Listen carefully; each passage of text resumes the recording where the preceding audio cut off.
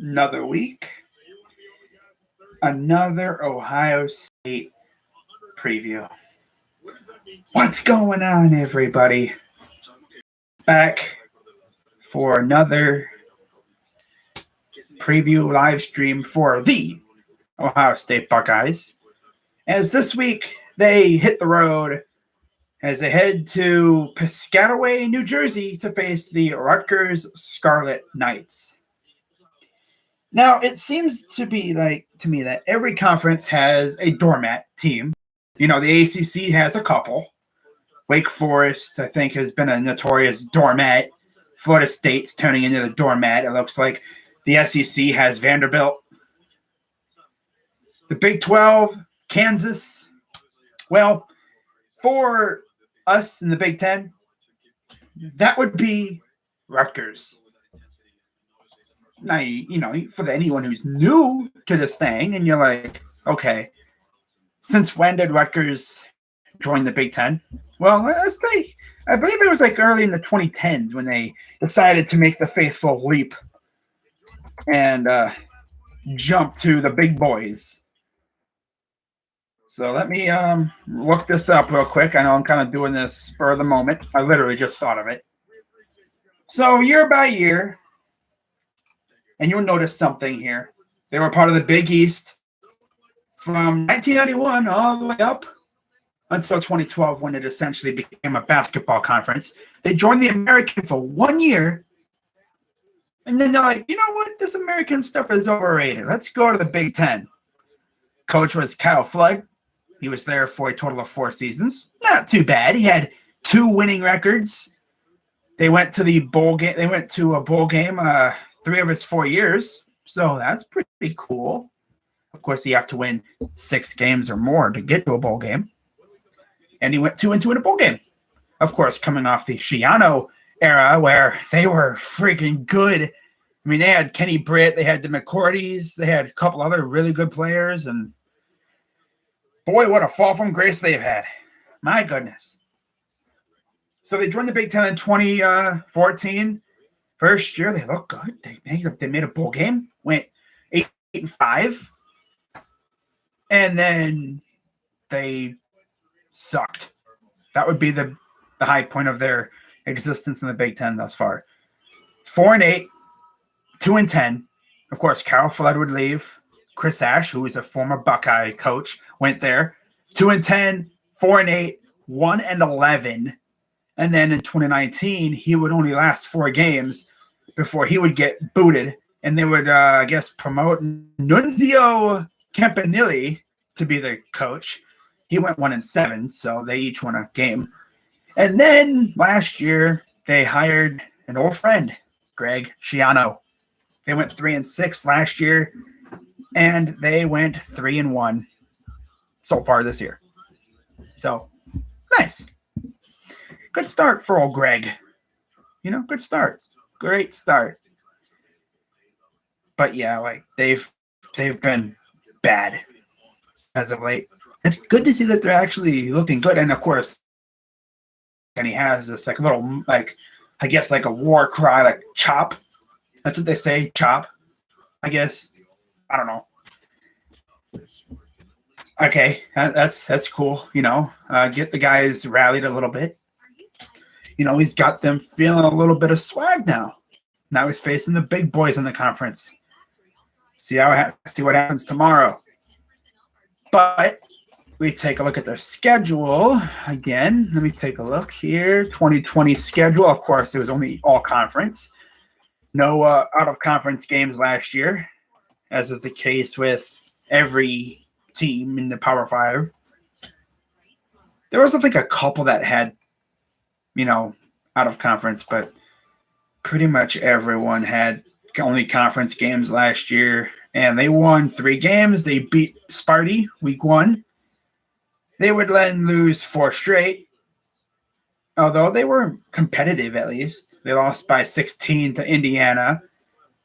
They lost by, 22 to Ohio State after we were spanking them for a while there, but then they rallied back and made it close. Lost by 3 to Illinois. Lost by 6 in 3 overtimes to the Wolverines of the team up north. By the way, this stream is sponsored by Choke, the official drink over that team. They actually beat Purdue, got spanked by Penn State, beat Maryland in overtime, and then lose to Nebraska. So you win 3 games last year. It was a weird year. And then you look at this year's team, and so far they're 3-1. Very impressive victories out of conference. Beat Temple 61-14. You beat Syracuse 17-7 on the road, mind you, at the Dome, the Carrier Dome. And then you beat Delaware, who it's kind of funny because they faced Delaware and then the team up north, and their helmets look exactly alike. What's up, Tice? Their helmets are literally the same thing. It's just Delaware has a lighter shade of blue. I didn't know they could do that, but I guess you can. I guess there's no copyright thing for just a winged helmet. I think Princeton had that kind of style for a while there, but it was orange and black. But speaking of the team up north, they faced their first Big Ten conference team, and they lose by 7 as they just could not do anything. They had chance after chance after chance to tie the game up. They couldn't do it. And I was watching a little bit of that game, and it just seemed like they were doing the same play over and over again. It's like read option after read option after read option. I guess their quarterback can't throw. That's the only explanation I can think of. Now, of course, they play us tomorrow at 3:30 on BTN. Then they play Sparty, then Northwestern. Then they have an off day, bye week. Then they have Illinois on the road. They host Wisconsin, go to Indiana, go to Penn State, host Maryland. And then, of course, it says Big Ten title, but I don't know if they're going to get there. I don't know.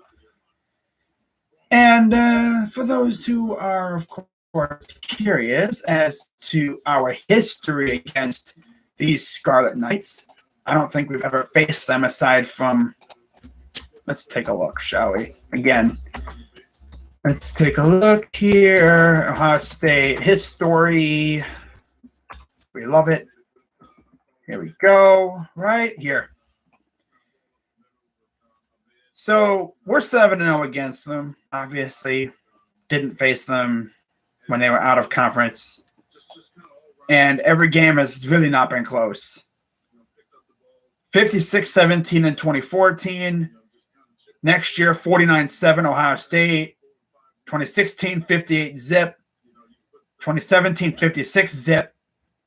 2018, 52-3. 2019, 56-21. And then last year, 49-27. So as you noticed, we scored 40-plus points in every one of those games. Urban Meyer, day and day. Now, we've faced Cal Flood twice, Ash twice, 3 times, and then Nunzio Campanile 1 time, and then Greg Schiano. Largest win, of course, 58-zip in 2016. Nothing else really after that. And again, you know what we do here now. We do my little know thy opponent kind of thing going on here, where we just go through their depth chart. I look at their team and kind of give my thoughts on it. Of course, they have quite a few returning players from last year's team. So it's not like he has some nice players over there. Rutgers, I guess, is like the team for like the New York area, New York and New Jersey. I guess he could say that's like New York City's like big team, I guess. I mean, you have Syracuse and that, but yeah, that's it. Like the main state. I'm talking about the island and stuff. So we look at, see if we can find them. Here they are, Rutgers. Their depth chart. All righty. I'm not gonna spend a whole lot of time. Maybe like a couple more minutes on this.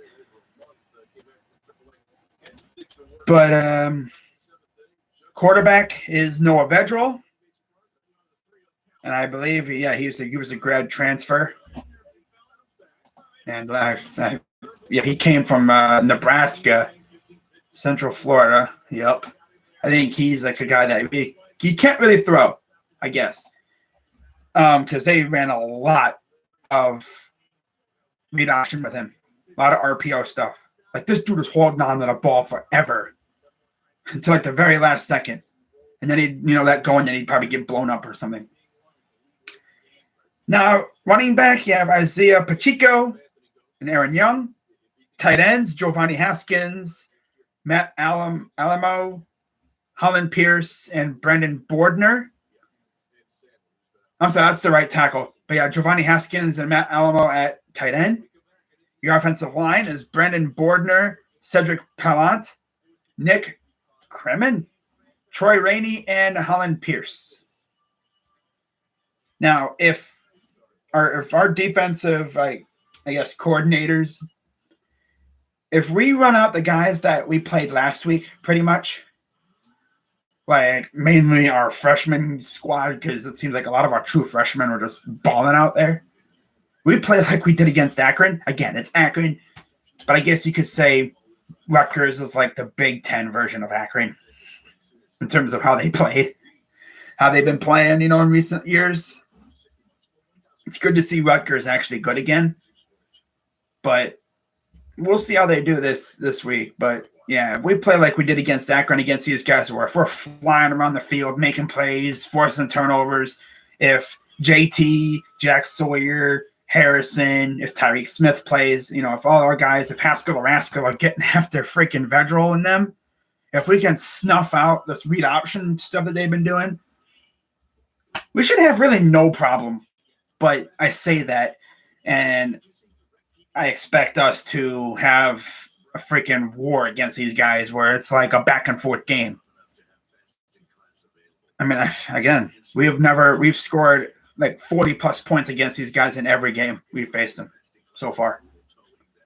This would be the year where we score like 30 points or something against them and have it be unnecessarily close. Now, as far as our quarterback situation, the vibe I'm getting is CJ Stroud will be back. So hopefully his shoulder's all right. But if it's not, I wouldn't be mad with McCord. He looked good last week. But I think what we're going to do is we're just going to rely heavily on Trey Henderson. He's the guy that I have in my thumbnail for this stream. He's the guy that this offense will run through. It's kind of like Zeke. The dude's unstoppable, damn near. He finds a hole, he blasts through it like a cannonball, and he's hard as heck to stop. And you'd love to see it. Now, you look at their receiving core: Aaron Cruikshank, Bo Melton, Shameem Jones, Brandon Sanders, Josh Youngblood, Isaiah Washington. Pretty talented core. And if you recognize that Aaron Cruikshank name, he's from Wisconsin. He went to Wisconsin, so we know him pretty well. I just hope the freaking defense can hold up because I have no problem with our offense. Our offense has been pretty good. It's just our defense. If our defense had a pulse against Oregon, we probably, beat them. But of course, we missed opportunities. That's one of the big things about this team: missed opportunities. Hopefully, Stroud's all right, though. But it was Akron, so I'm not gonna, I'm gonna take that with a grain of salt. But that was a great performance last week. On defense, the Rutgers Scarlet Knights, according to our lads, they run a 4-3 defense. Their front four: Mike Zverdov, Mayan Ahmad, what is this? Ehanotu, Julius Turner, CJ Onyechi. Okay. Backups: Aaron Lewis, Ifini Maije, Ireland Brown. Yeah, who cares about those guys? Okay. Linebackers: Drew Singleton, Tyshawn Fogg, Olakunle Fadukasi. I believe he has a brother that's in the league, I'm pretty sure. That last name sounds eerily familiar. I'm pretty sure there's a Fatukasi in the league right now in the NFL. But their secondary, Trey Avery, Christian Izian, Avery Young, Patrice Renee, Keyshawn Abraham, Lawrence Stevens, Najee Jones. They used to have a guy, Brandon White, but I think he went to the league. I'm pretty sure. Or at least he graduated, as far as I know. But their secondary is going to have their hands full with our guys, especially if CJ Stroud is on one. If he's not hurt and if he's feeling good and that ball is, if he's diming these guys up, they're going to have one heck of a night. I mean, when we're on point, this offense is going to be very hard to stop. Should be fun, though. We'll see what happens. But yeah, I decided I'm going to keep this one nice and short for you. 15 minutes is pretty good for this. You know, I guess you could say I kind of low-key gave Rutgers their 15 minutes of fame. What little fame I have no fame. It's whatever. But that's going to pretty much wrap it up. Again, I'll be live tomorrow about 3:15 p.m. for this game. And hopefully we can see Ohio State get a dub and go to 4-1 on the year. And then we have Maryland, I believe, next week. And they're coming off getting trounced on by old Iowa. So, yeah. I believe they got trounced tonight. So they lost their first game of the year. I'm pretty certain they lost. Let me make sure. I don't want to be that loser that freaking gets it wrong and then gets scolded in the chat or something. All right, let's see here. That's all I need. Freaking get scolded in the chat or something, or like on the comments. Oh, you freaking loser. You got it wrong. Yeah. Man, what are you talking about? Iowa lost. No, I'm like pretty certain Iowa won. Yeah, I'm pretty certain. Funny thing is, well, not funny, but Maryland tweeted 2 hours ago about the game. They have not tweeted since. The last tweet, sadly, was an injury to one of their receivers. Hopefully he's all right. I saw the video of the injury. It's not like supremely gruesome, but it's kind of hard to look at because it looks like it's like when you're trying to do the splits and like your upper legs don't get the memo and like the bottom part of your legs, like it was like this. Yeah. It was like his bottom of his legs was slanted while the top part of his leg was like you're standing straight up. Yeah. That's from the angle that I saw. It was cringy. Yeah, that was a pretty gnarly injury. Now, Iowa, I'm pretty sure they didn't. Yeah, oh, God. Are they still playing? Oh, my God. 6 interceptions. Talia threw 6 picks. Oh, baby. Damn. My dude threw 6 interceptions to Iowa. Man. Next week, they got to play our defense. Oh, boy, that's going to be interesting. But with that being said, I'm going to head on out of here, and I will see you all tomorrow afternoon. So let's freaking get it. Can't wait. So until then, I'm Crazy Dog. Let's go Bucks. Let's beat Rutgers. Go Tribe. They won today. That's awesome. Love to see it. Of course, Browns playing on Sunday too. And I've decided that I'm going to stream MLB playoff games. Yeah. I'm going to stream MLB playoff games. As many games as I can. Probably almost every day. I'm going to be going hard with the freaking MLB content. I know everyone's probably going to be streaming games, but I want to give my flair to it. You know, you see how I'd be doing games with my freaking pixely freaking backgrounds and stuff. Well, I mean, I'd rather have it be pixelated somewhat and have it run smooth than have it be clear, but have that stupid hamster wheel be showing up every 5 seconds. As long as you can hear me, that's all that matters. I mean, if at worst, it's like it's very pixelated. It's better than it was a long time ago. It's just my internet's not strong enough to support freaking, HD resolution. Trying to maybe get like a freaking, tower or something. Maybe that'll help it out. Like get like a cable connection, like a freaking Ethernet cable. See if that'll help it out. Because that would be awesome to have quality like this for streams. And then, of course, ultimate goal is to get a green screen. Now, of course, I know you love seeing the Baker freaking poster, but it does probably seem creepy. It's literally like he's staring at you, like he's watching you. Besides, it looks kind of weird when I do streams.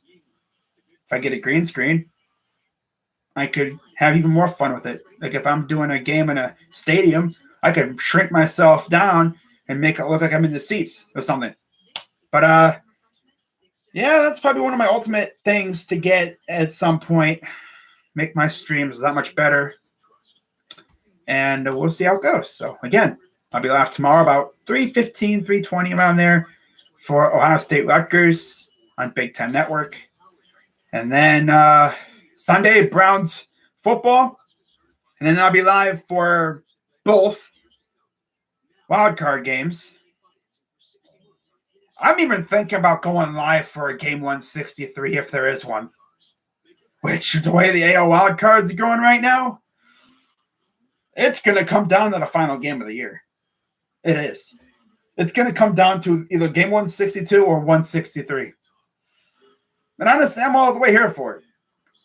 Now, as far as, am I going to have a co-host? We'll see. Got to talk to – I always tell myself I got to talk to freaking Gil about that because that would actually be dope. We can, alternate, too. So I'm not wearing out my freaking notifications on my channel. But, yeah, I'll talk to him probably sometime, maybe tomorrow. Maybe, if I remember. That's the thing I got to remember because I got a lot of stuff going on around here. So I'll see you guys tomorrow for Ohio State Rutgers. Until then, let's go Bucks. Let's go Tribe, Browns, Blue Jackets, Cavs. Yeah, pretty much. Those are my squads. What about the Columbus Crew, crazy dog? I don't follow the MLS that hardcore to do streams for it. I watch it every now and then, but I'm not going to stream it. You thought me doing freaking hockey streams was no. I'm not streaming soccer. Not that desperate for content. Sheesh. Man, I know they're owned by the Haslams now, but I'm not going down that road. Nah. But I'll see you guys tomorrow. Let's go Bucks. And I'm out.